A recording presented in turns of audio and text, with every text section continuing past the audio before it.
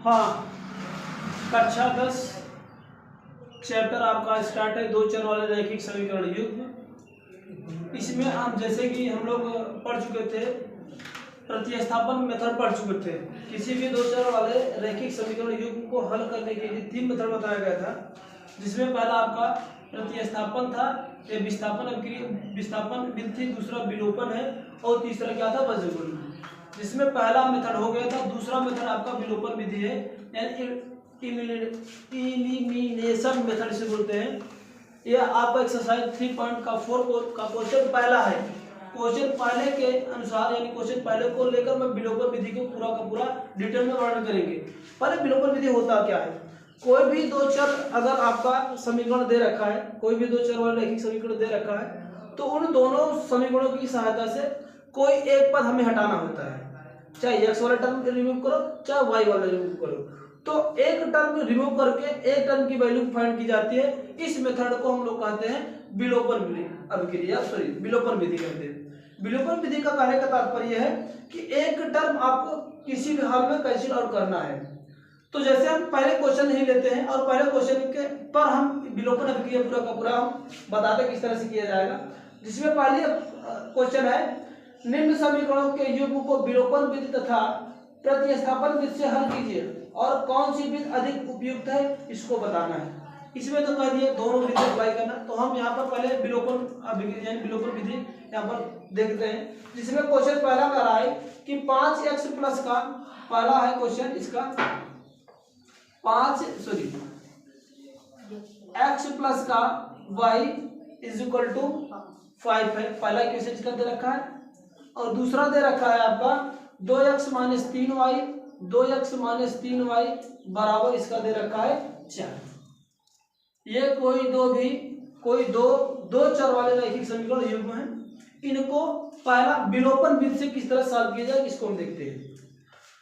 मैंने बताया क्या, इन दोनों टर्मों में से यहाँ पर x और y दो चर राशियां हैं। इन दो चर राशियों को दोनों इक्वेशन की सहायता से किसी एक को, चाहे x वाले को चाहे y को, एक को हटाना है, यानी उसका टर्म खत्म कर देना है, कैंसिल आउट करना है।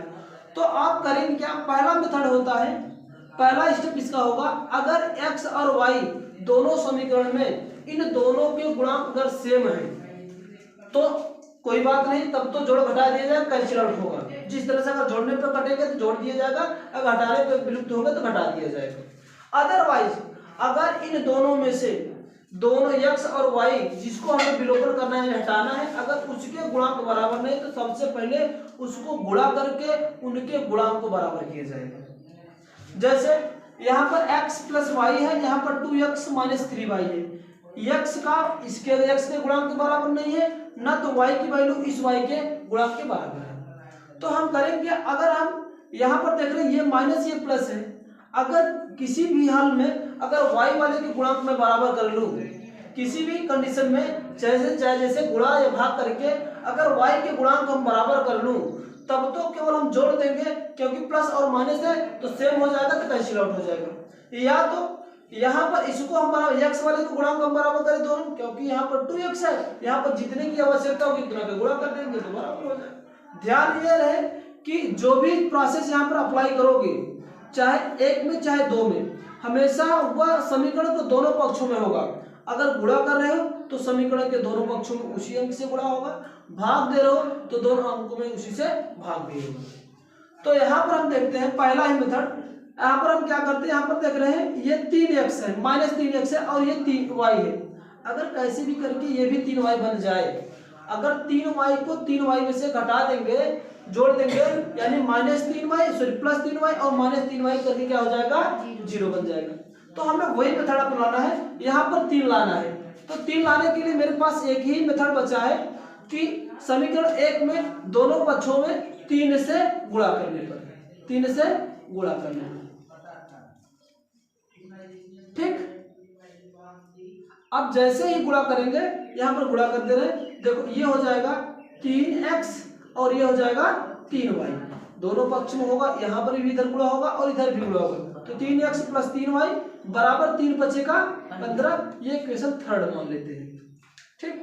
अब जब से थर्ड मान लिए, अब इसको और इसकी सहायता से हमें एक पद कैंसिल आउट करना है, दूसरा क्या था, हम क्या दे रहे हैं, समीकरण को 3 में 2 को जोड़ने पर, समीकरण को 3 में 2 को जोड़ो, क्यों जोड़ा जा रहा है ये भी रीजन है, क्योंकि यहाँ पर ये माइनस टर्म है और ये प्लस है, अगर दोनों को जोड़ देंगे तो -3 और -3 जुड़ क्या हो जाएगा, 0 टर्म बनेगा। तो यहाँ पर लिखेंगे क्या, समीकरण 3 और 2 को जोड़ने पर,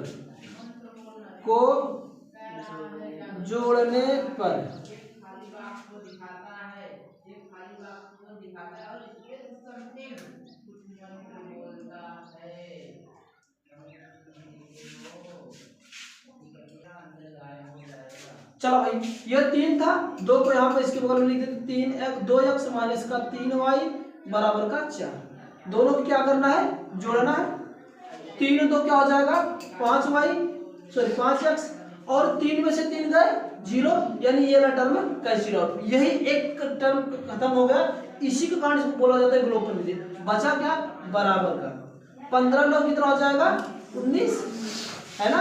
यहाँ से x की वैल्यू क्या आ जाएगी, यहाँ पर 5 इसके साथ मल्टीप्लिकेशन इधर के डिवाइड हो जाएगा, तो x बराबर क्या हो जाएगा 19/5, क्या आ गया, x की वैल्यू आ गई, x की वैल्यू आ गई। जब x की वैल्यू आ गई तो यही मनवा उठा के 1 2 3 किसी एक समीकरण रख देते, किसी भी एक समीकरण रख दो, आपका y की वैल्यू आ जाएगा। चलो यहाँ पर x का मान समीकरण 1 में रख देते भैया, x का मान समीकरण 1 में रख देंगे।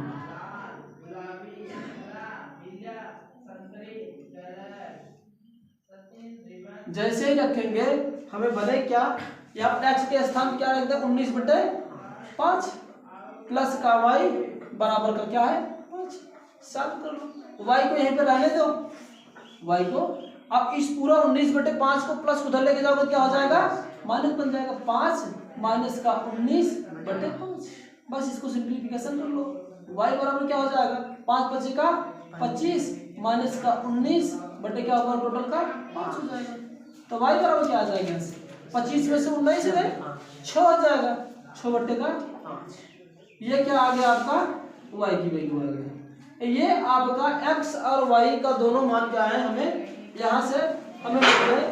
ये आपका जो मेथड जो अप्लाई यहाँ पर किए गए विलोपन मेथड अप्लाई किए, क्योंकि यहाँ पर एक टर्म कैंसिल आउट करना होता है, चाहे x को और चाहे y को। इस तरह आपका x का कैंसिल, अगर मैं y को यहाँ से एलिमिनेट करूँ y को, तो y वाला अगर इसी क्वेश्चन में, यही क्वेश्चन में अगर हमें अब इस टाइम अगर मैं y वाला टर्म हटाने का प्रयास करूं, विलोपन करना चाहूं, तो इस समय हमें इस x वाले में, इस x वाले में गुणांक x का 2 है, इस वाले x में गुणांक 1 है। जब तक गुणांक बराबर नहीं होगा तब तक काम बनेगा नहीं, तो सबसे पहला काम है गुणांक बराबर करना। गुणांक को बराबर करने के लिए यहाँ पर 2 लाना है, तो 2 से इसमें क्या करें, दोनों पक्षों में गुणा कर दे रहे हैं। जैसे 2 से गुणा करेंगे दोनों पक्षों में, तो हमारा बने क्या, 2x प्लस का 2y हो जाएगा और 2 बचे का 10 हो जाएगा। ये इक्वेशन क्या बन जाएगा, जैसे गुणा करेंगे वह नया समीकरण बन जाएगा 3। अब जब समीकरण 3 बन गया, अब दूसरा समीकरण हमारा क्या है, ये 2 हो गया और ये 3। हमें करना क्या है, जब सेम जो भी टर्म रहे, अगर उन दोनों की यानी x x दोनों समीकरण में x x या y y की सेम साइन हो, यानी सेम चिन्ह हो, तब हमेशा घटता है। जब सेम चिन्ह होता है तो हमेशा घटेगा, और जब अपोजिट यानी प्लस और माइनस वाला साइन होगा तो हमेशा जुड़ता है। तो इस समय इन दोनों को कैसे साइन आ गए हैं, धनात्मक आ गए हैं, या धनात्मक हो या ऋणात्मक हो, दोनों कंडीशन में घटेगा। तो इसको दूसरा समीकरण हम लिखते हैं यहाँ पर नीचे इसके, 2x माइनस का 3y बराबर क्या है 4, ये समीकरण 2 है। अब हमें ये वाला टर्म काटना है क्योंकि यही वाला टर्म बराबर है इसके पर, तो हम करें क्या, समीकरण 3 में से 2 को घटाने पर क्या करेंगे, 3 माइनस 2। अब यहाँ पर जैसे घटाएंगे ना, 2 को घटा ले, 2 वाले का साइन बदल जाएगा, ये प्लस है तो ये माइनस हो जाएगा, ये माइनस है तो ये प्लस हो जाएगा, ये प्लस है तो ये माइनस होगा। कब, जब भैया किसी भी दोनों समीकरण के दोनों की वैल्यू धनात्मक हो तो उस कंडीशन में हमेशा घटाया जाता है, चाहे 2 में से 3 को घटाओ, चाहे 3 में से 2। जैसे घटाएंगे 2 में से 2 गया 0, कैंसिल आउट हो जाएगा। अब दोनों के साइन प्लस हो गए, 3 तो क्या हो जाएगा 5y हो जाएगा, यहाँ से आ जाएगा 6 में से 10 में से 4 गए क्या हो जाएगा 6, तो यहाँ से y की वैल्यू आसानी से निकल कर आएगा क्या भाग हो जाएगा 6/का, ठीक। और पुनः यही y की वैल्यू समीकरण 1 में रखो, 2 में रखो, 3 में रखो, स्वतंत्र चाहे जिसमें रखो।